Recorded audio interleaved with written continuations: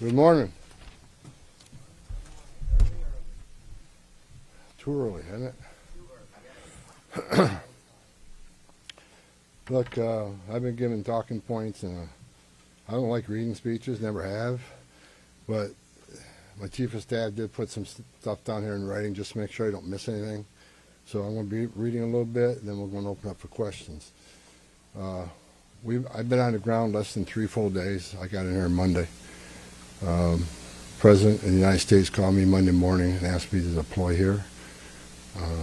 Got here Monday evening, and I'm staying till the problem's gone. But we've made a lot of progress in the last 3 days. Marcos Charles, he's running ICE operations here. There you go. Rodney Scott, Commissioner of Customs and Border Protection, standing here beside me. Good morning, I'm Tom Homan, the Border Czar for President Trump. I'm here on behalf of the President, along with U.S. Commissioner of U.S. Customs and Border Protection, Rodney Scott, and Marcos Charles, who's leading the enforcement effort here right now.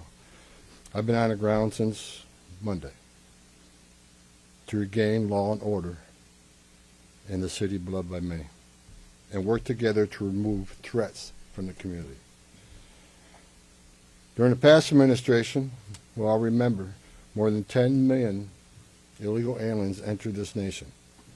Many were national security threats, public safety threats. We can't remember over 2 million known gotaways.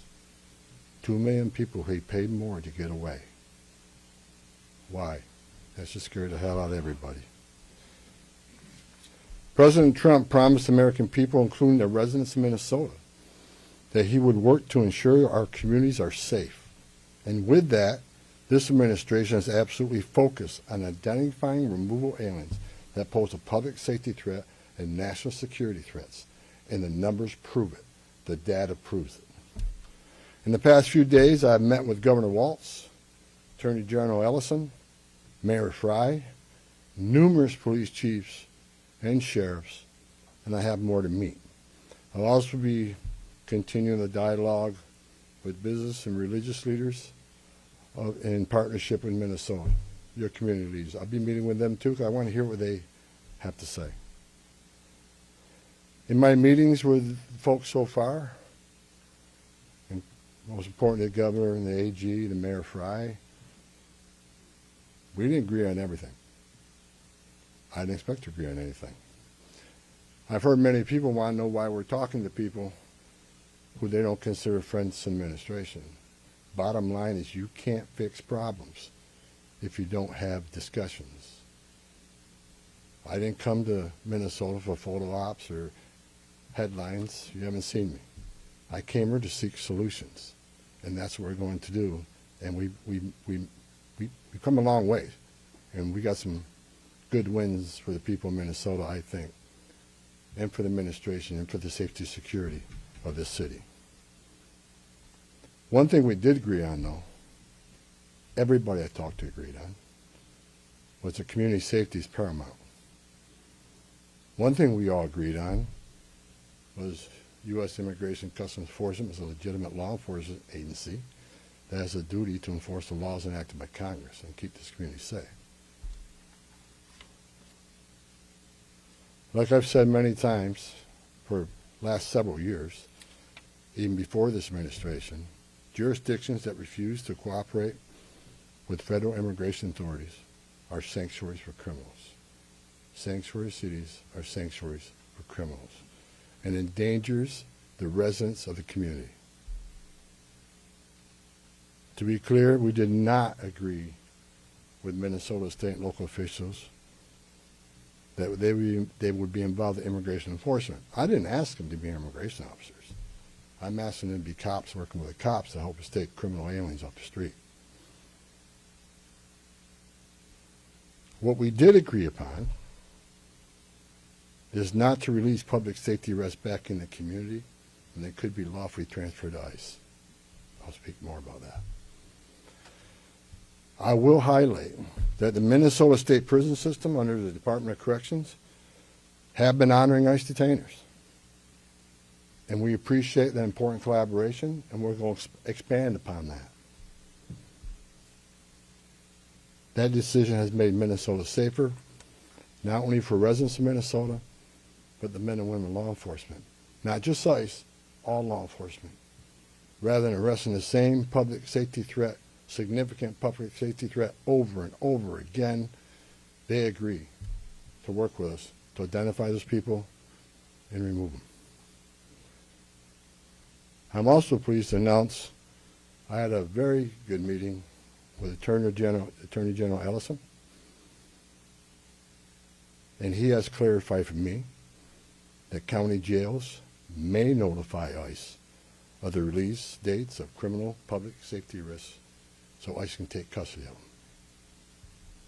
upon their release from the jail. And let me tell you why that's important. I know people are a lot concerned about the manpower has been set in law enforcement manpower. Look, I've said this many times before. I've said it for the last several years. Give us access to the illegal alien public safety threat and the safety and security of a jail. It's common sense. It's safer for the community, it's safer for the agent, and it's safer for the alien. Because anything can happen on a street arrest. It just makes common sense.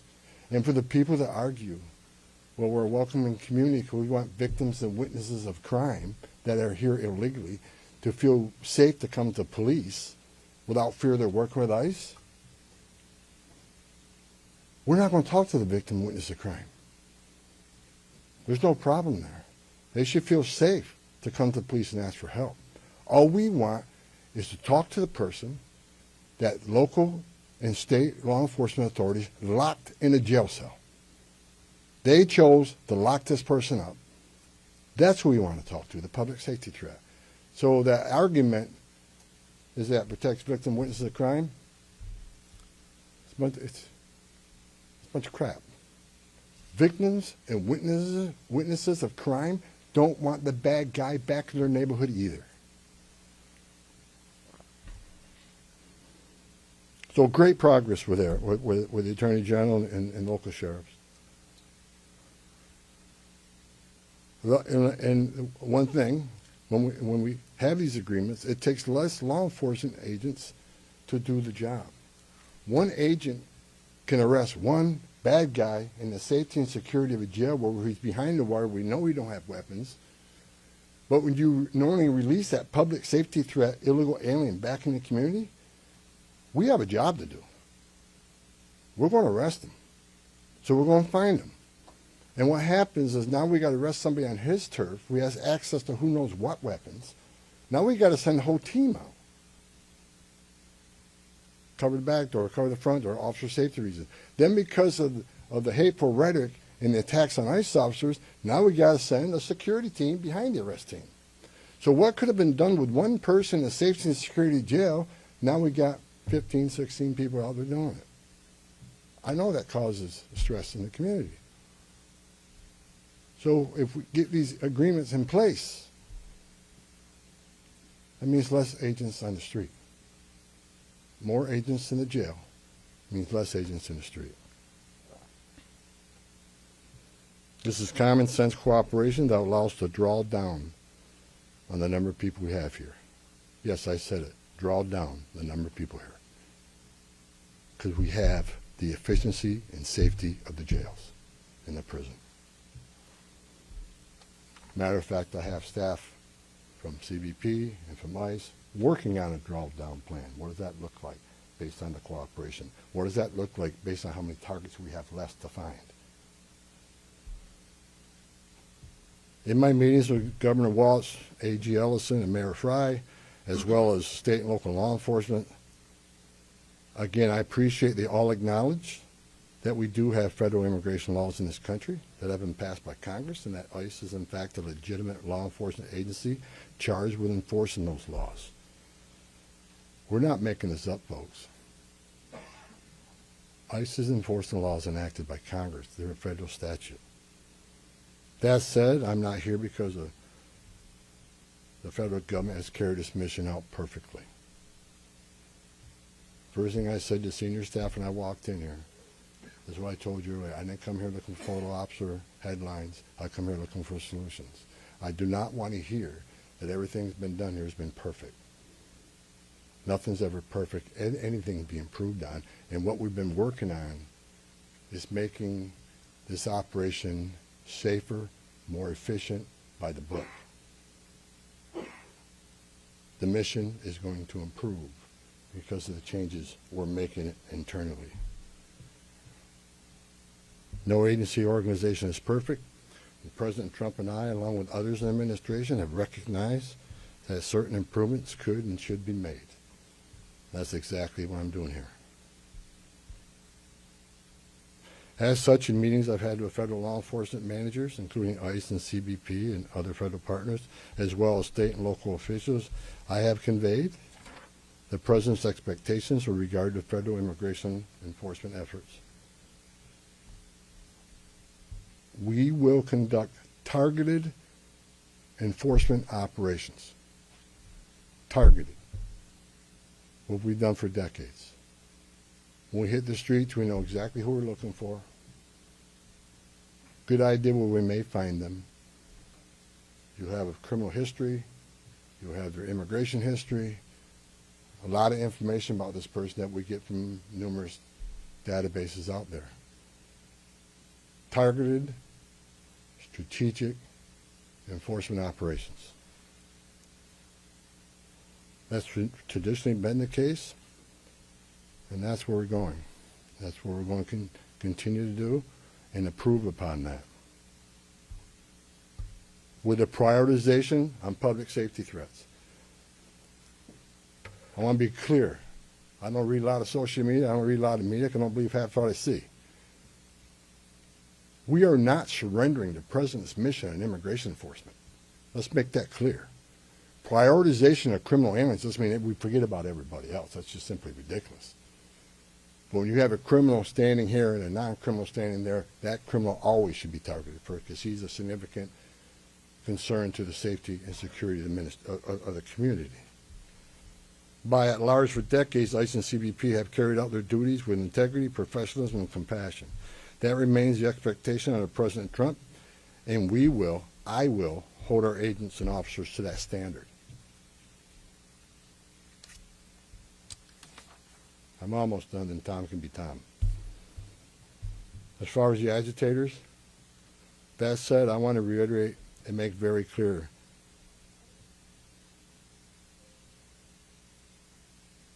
I want to make it clear. ICE and CBP officers are performing their duties in a challenging environment under tremendous circumstances. But they're trying to do it with professionalism. If they don't, they'll be dealt with. Like any other federal agency, we have standards of conduct. They are sworn law enforcement officers working tirelessly to enforce our country's border security and immigration laws, protecting the interests of our country and preventing dangerous people from walking the streets of this nation when they're not supposed to be here to begin with. Men and women of ICE, I was a Border Patrol agent. I was an ICE agent. I was the first ICE director that came up through the ranks. I spent over 40 years doing this. These men and women that carry that badge and gun are American patriots. They put themselves on the line for this nation every day. But I want you to remember, they don't hang their badge, they don't hang their heart on a hook every day they come to work. They're mothers and fathers too. They're sons and daughters too. And if they've seen a fraction of the tragedies I've seen in my career, they take a lot of damage home to every day. The things they've seen, especially on the border with Border Patrol agents. People drowning in the river. Women being raped by criminal cartels. Giving CPR to a baby that was thrown in the river by the cartels because Border Patrol came too close. So let's throw the baby in the river. That way the Border Patrol was concentrating on that so I can get away. These men and women see some terrible things. But I want you to remember, they're mothers and fathers too. Many of them are members of this community. God bless every one of them. The hostile rhetoric and dangerous threats and hate must stop. And we all agreed to that. All everybody met here to tell you, we got to stop the rhetoric, the hateful rhetoric that has caused an increase in assaults. that have caused, because of that, have to send security teams out with arrest teams, which surge the city with additional resources because of the rhetoric, because of the threats, because of the assaults. Again, with the agreements we've achieved and following through the agreements, with the rhetoric dropping down, that allows us to pull more agents out once we feel the environment's safer.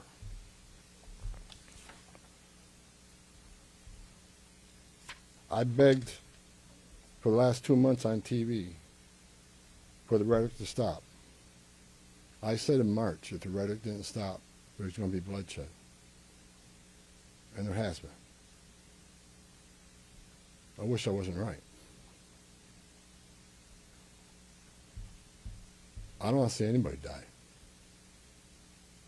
Not officers, not members of the community, and not the targets of our operations.